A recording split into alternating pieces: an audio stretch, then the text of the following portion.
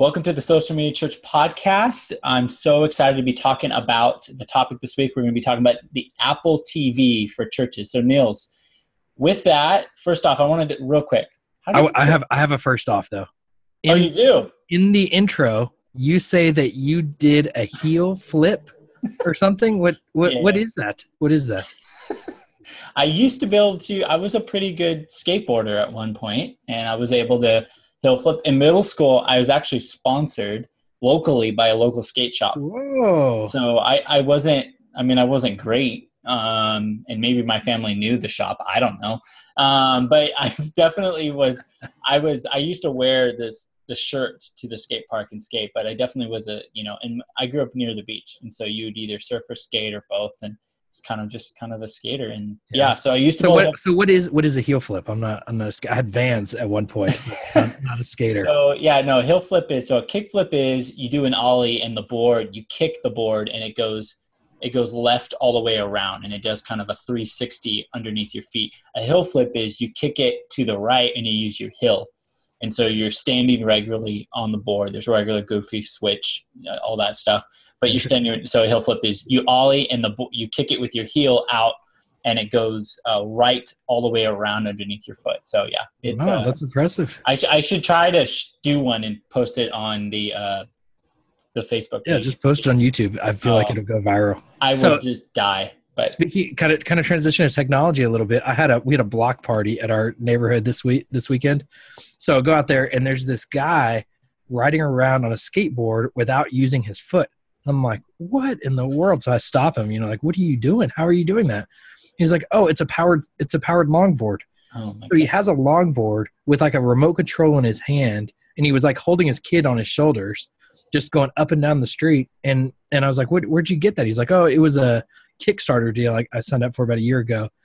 And he uses the remote. He takes it to work every day. It's his transportation, three miles from home. And it powers him all the way there. It goes 28 miles an hour. Oh my goodness. On a longboard, 28 miles an hour. It just flies down the street. So he was like, do you do sidewalk or street? He's like, oh, definitely the street.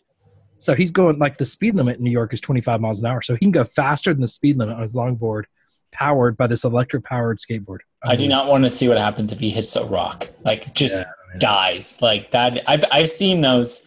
Definitely. That makes sense down there because you can move around pretty quick. I don't understand. That thing's got to be heavy with, like, a motor on it or whatever. It didn't look too bad. But I actually have seen that's Kickstarter underneath. I've seen, like, the electronic part underneath. That's so interesting. It's crazy. So actually, some exciting stuff regarding some of the things we're talking about in today's show. We got a big announcement at the end of the show. So make sure you huge little Trump. Fallon Trump. Okay. It was fantastic. That was Trump on Fallon. That was so bad. Bad impersonation. We're not talking politics on the show though. Just want to be very clear about that. We're just talking about Fallon, and Trump happened to be on there. Yeah. But we do have a big announcement at the end of the show. So make sure you stick around and listen for that announcement. Okay, so with that, we're talking Apple TV. Apple just revealed that there's going to be, they're introducing the App Store to the Apple TV. They had the keynote last week. So much stuff going on. I know I pre-ordered our new phones and everything. We're looking at the Apple TV. There's so much going on. Nils, kick it off. What are some things the churches should be aware of with Apple TV that could help their ministry? The big announcement around all of it, from my perspective, was the Apple TV and them opening up the App Store. So a lot of people saw the announcement and you're kind of like, well, it's more expensive. And I don't really get it. The screen looks different. What's different? And the big difference is that anybody who has a developer's license, which is $100, can make an application for the Apple TV, and it goes in the App Store, just like the iPhone. There are thousands of apps on the iPhone. What makes the iPhone great is not necessarily the iPhone, it's the apps that were created for the iPhone. And so when you think about the iPhone, you think about your Facebook app, you think about, Dropbox on the iPhone, or Google, or all these great things that work around the iPhone and recording a video and editing a video. And so Apple TV is now open for developers to create content that goes on your TV. And so that doesn't mean just a video can play there, but you can actually then customize what goes on the screen and how people interact with the TV And so the possibilities of being able to get onto that TV beyond just AirPlay is huge. And I think what will happen is that because Apple's behind it and they've created this great hardware that connects to your TV, the possibilities now are limitless, where in the past, you and I have gotten on Roku or we got on Amazon TV and we were able to put our videos on there. And I think that's a cool, and that will probably be the first step to what churches put on Apple TV. But I think the possibilities become limitless because now you can build, an application that utilizes, and they kept showing off the remote, all these cool things with the remote.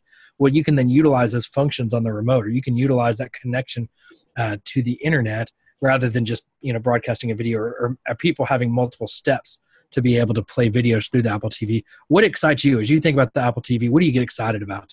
Yeah, I get excited because in my context at my church at Saddleback, we think a lot about, not about the individual, but families watching together. And I think that's the trend we've seen. I've talked about it a couple different times on the show about kind of our internal strategy. You can check out the podcast and we'll put it in the show notes, the church online, kind of setting up church online, things you got to think about. But we are definitely seeing a trend. We did a survey just recently about 800 people, and about 45% had indicated that they watched with somebody else. And so the idea is now the single experience on the desktop or the mobile or the tablet isn't necessarily prime because a large percentage of our audience is watching on a TV. So we think about how to get on more TVs. And so that comes with, you can get it with Chromecast, you can do it with Amazon Fire TV, you can do that with AirPlay, you can do that with all sorts of things. And with Apple TV now opening up, what they have is that they have this huge platform of users. It's, they give you a lot of incentives being on the same device. You can have AirPlay where you can throw your image on your computer up on Apple TV. It's the same way with my phone and my Mac. And so the idea is really you have this core base of Mac users, which is very large and growing. And churches need to be aware it's very much tends to be younger demographically, which always churches want long term to be reaching the next generation. Is that now you're going to be able to give them an easy device that they most likely will be interested and or will be buying. Now you can throw your content up on a TV, and now you can encourage more families and friends to watch together. And that's what we try to do at Saddleback with our online outreach, is that it's getting people online to offline by hosting a group in home. And so the idea is I don't want you watching by yourself. You're going to learn very easily. I want you to watch with somebody else. So even if you're 100 miles away, I want you to get a friend, a family member, somebody in the room together, and I want you watching in community. So I think with Apple going on there, it's just going to make it so much easier.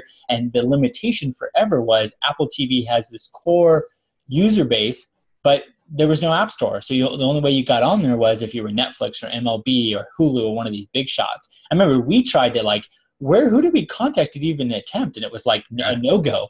And so you can get on Roku real easy. You can get on Amazon Fire TV even easier. But Apple was shutting it out. But with the App Store, now you're going to see this rushing in of all these churches are going to be getting on there. And ultimately, we don't get on there just because of the tech or because it's cool. We get on there because we want to encourage more people in our context come to know Jesus and live for Jesus. And in the community context, that's so healthy. And TV is definitely that way. So I just get excited about that we're going to provide another way to get on there. And I think as we start with just video and kind of the core video that we're already creating, one of the stats you guys use at Saddleback is you want that 30-minute mark, people that are watching for 30 minutes, because you compare that to a worship experience where people are on, are engaged for that long. And, when it comes to a lot of our video and what we experience with our online church campuses, the average person's on for 3.5 minutes. Yeah. So people are on and off when it comes to their computers, especially their mobile devices. So we're always cutting videos and getting 2 to 3 minute sermon clips to put on Facebook and put on, the various social networks and YouTube to engage audiences in that way. But it is now we're looking to the television. That long form media has a much better engagement rate. So people are sitting down on their couch. They're sitting down somewhere, to watch a TV. And so that long form content that we're creating, and that's already what the church is doing in many ways with our worship experiences or the full sermon.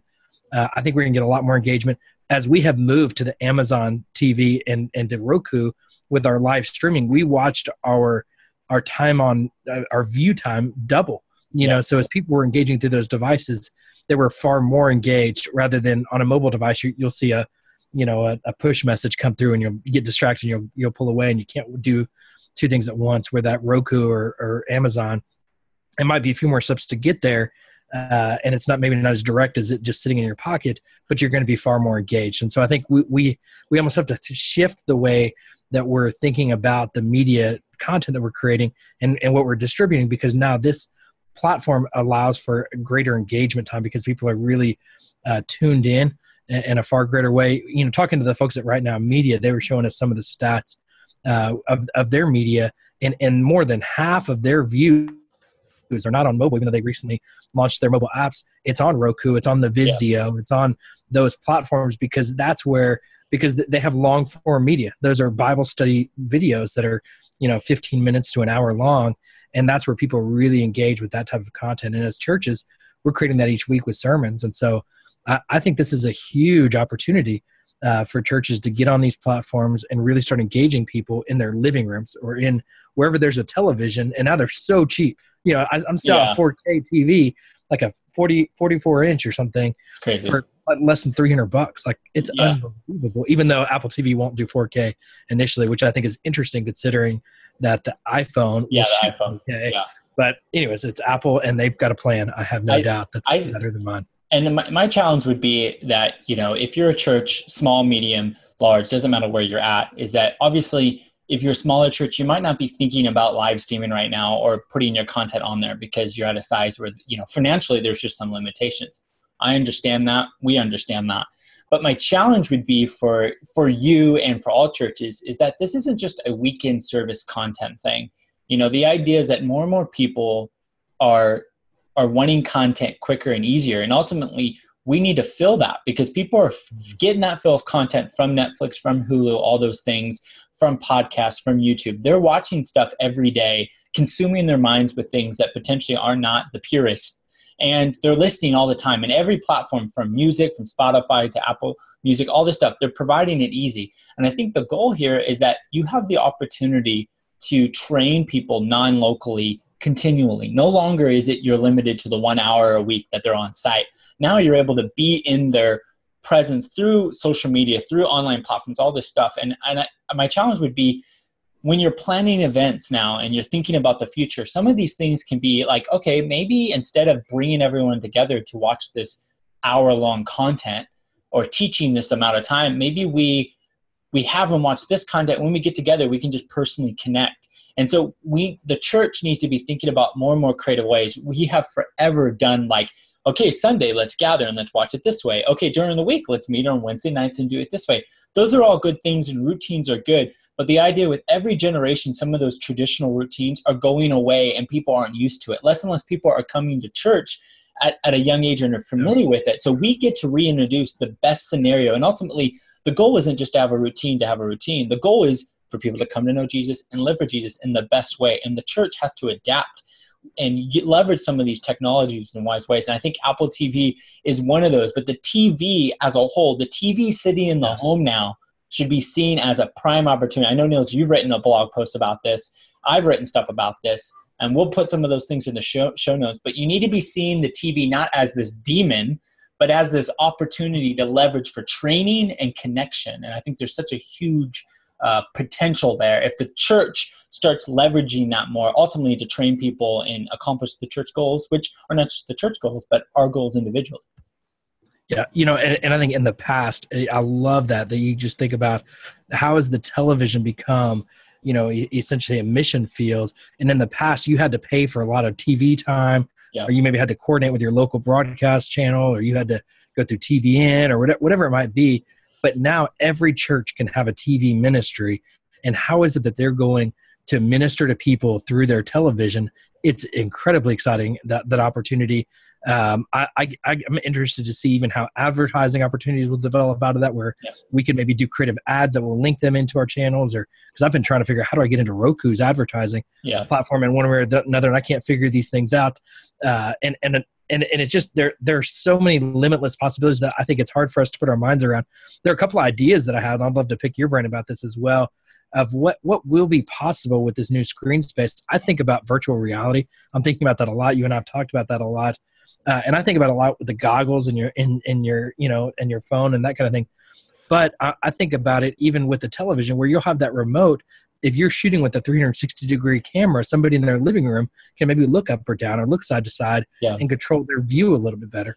I think about calls to action that you might have do you make a decision to follow Christ? Click this button, and you just click the button on the remote and you indicate that decision.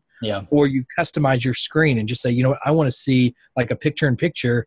I want to see, the message on stage, and the big part of the screen, and then the picture in pictures, maybe the person signing, doing sign language, or maybe that is a map so you can see where everybody else is from, or you split screen and you do the live chat on the other side.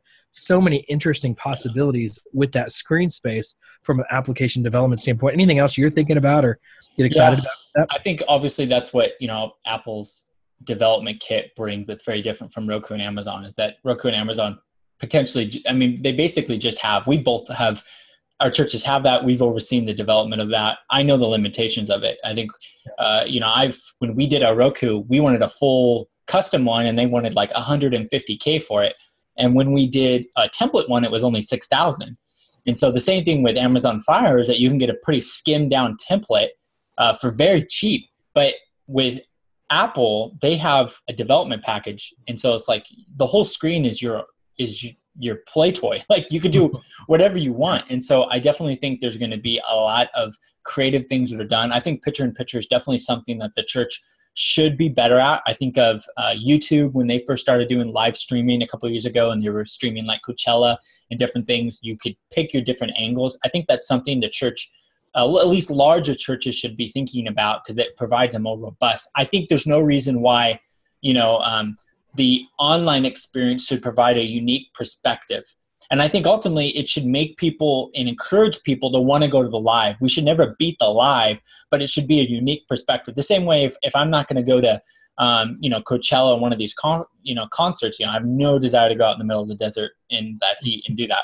But, I can watch from a couple different perspectives, and it makes me feel like I'm there and it's unique, something that's not happening, there. And I think churches should be thinking about, I think the doing, almost having tiles almost, kind of steal it from Windows a little bit. The most recent, like have different things you can drag and have your own custom view. Mm-hmm. Maybe you want to have, click, the verses that are being talked about, and maybe it opens up and it's, different options with YouVersion. Maybe it's different promotional things. So we can promote in there. You can promote small groups. You can promote, maybe a feature story, there's all sorts of things. I think somebody who's nailing this very well, I'm a casual gamer. I think the Xbox One is amazing. I think the picture in picture, I could be playing a video game and be watching DirecTV at the same time. I did this yesterday. My kids were down and I had like an hour and I was playing a video game, Destiny, Taken King, anyways, nerd alert. And I was watching Fox Sports 1, watching the review for the day of the games that had been played. So I'm literally just playing and I'm watching like the replays of the football games that happened today. Those are the things that multitasking that just makes sense. And I think the church can use some of that idea to provide a better way to consume content, to make it more appealing, ultimately let them learn better, and also welcome them back. So I think there's going to be so many things. Church is going to be knocking out of the park. We need to be watching people like Netflix and all these other things, how they do things. We'll be sharing more as we're going. But with the last couple of minutes, we tease this at the front end. Nils, what is the big announcement? So we got some big news. You and I, have been talking even before this announcement for some time about how excited we are about Apple TV and how, this is just a space that is untapped. And then, honestly, as we were recording last week, the day after the Apple announcement, our kind of debrief of it, we both were like, look, we're kind of competitive with each other. Like, who's going to get there first? Saddleback or CBC. Yeah. I don't know who's going to get there first. I think I will probably, but you'll probably sell your soul. But anyways, yeah, I will do whatever it takes to get there first. But at the end of the day, we're even more interested in, it's not two churches that we're trying to get on Apple TV. We want to see hundreds and thousands of churches flood that app store on the Apple TV. We know that churches are creating great content that should be engaged on people's televisions all over the world, all the time in an easy way. And so you and I, to be honest, have pulled together some friends we are trying to figure out, I would say we're not trying anymore. Yeah. We are figuring out a solution for the church to get an Apple TV up in an affordable way. We don't have anything more definitive than that we can share, but that is our big announcement. And if you want to know the first place that we're going to really announce what that is and how that is and where that will be available is through our subscriber list. So go to socialmedia.church, subscribe to our email list. You'll get the weekly updates about the new podcast. But that will be the list that we will send this announcement to first, when you could be the first to know, to get in line to get an app. But we're going to find a way. We will have a way for your church to create an affordable Apple TV app. And we're excited to share that. It will probably be in the next 2 weeks, I would say, that we will be able to make an announcement to that email list. So go to the website, sign up to the email list. Anything I'm leaving out, Jay, when it comes to that announcement? No, I think the idea is that we want to provide kind of big church tools to everybody. And I think the idea is that there's definitely a lot of learnings we can provide to make that easy for you and your church. And so ultimately, we want to, a heart of Nils and I, and even the team that we brought together, is that our heart is that we want people we want to help the church. And this is one of those ways we can help the church in a big way. So go to socialmedia.church, sign up for the email list down at the bottom. Actually, right now, you'll get a freebie, some lessons from our book for free if you sign up right at this moment. But we will send something out very shortly about how you can learn more and all the details regarding that. So thanks for listening to this week's show. Remember, use the hashtag SMC podcast to engage and recommend future show topics. Thanks again.